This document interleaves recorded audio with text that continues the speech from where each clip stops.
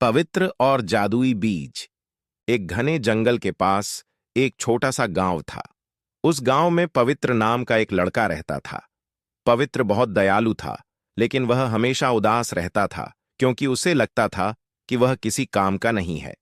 उसके दोस्त बड़े बड़े पेड़ उगाते थे या सुंदर फूल खिलाते थे, लेकिन पवित्र का पौधा कभी नहीं बढ़ता था। एक दिन जब वह जंगल में अकेला बैठा था, तो एक छोटी सी गिलहरी उसके पास आई। उसका नाम चिक्कू था। चिक्कू ने देखा कि पवित्र उदास है, तो उसने अपनी छोटी सी पोटली से एक अजीब सा बीज निकाला। वह बीज चमक रहा था।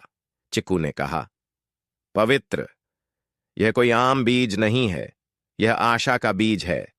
इसे वहीं लगाओ जहां तुम सबसे ज्यादा अकेले महसूस करते हो। पवित्र ने वह बीज लिया और अपने बगीचे के सबसे सूखे हिस्से में उसे लगा दिया, जहां कभी कुछ नहीं उगा था। उसने हर दिन उस बीज को पानी दिया, लेकिन कुछ नहीं हुआ। वह उदास हो गया। तभी एक नन्ही चिड़िया, जिसका नाम टीना था, वहां आई। उसने देखा कि पवित्र निराश है। टीना ने पवित्र से कहा, तुम सिर्फ पानी दे रहे हो, लेकिन क्या तुम उससे बात करते हो? पौधों को सिर्फ पानी नहीं, प्यार भी चाहिए। पवित्र ने कभी ऐसा नहीं सोचा था। उसने बीज के पास बैठकर अपनी सारी कहानियां उसे सुनाई, अपने सपने बताए और अपनी उदासी भी साझा की। दिन बीतते गए और एक सुबह पवित्र ने देखा कि जमीन से एक छोटी सी हरी पत्ती निकल रही है।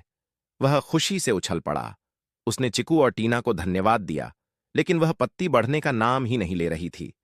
अब एक मेहनती कछुआ मोटू वहां आया। उसने देखा कि पवित्र इंतजार कर रहा है। मोटू ने कहा, तुमने इसे पानी और प्यार दिया, लेकिन अब इसे मेहनत की भी जरूरत है। धूप से बचाओ, मिट्टी की देखभाल करो। पवित्र ने मोटू की बात मानी। वह रोज पौधे के पास बैठता, मिट्टी को ठीक करता और उसे धूप से बचाने के लिए छांव भी बनाता।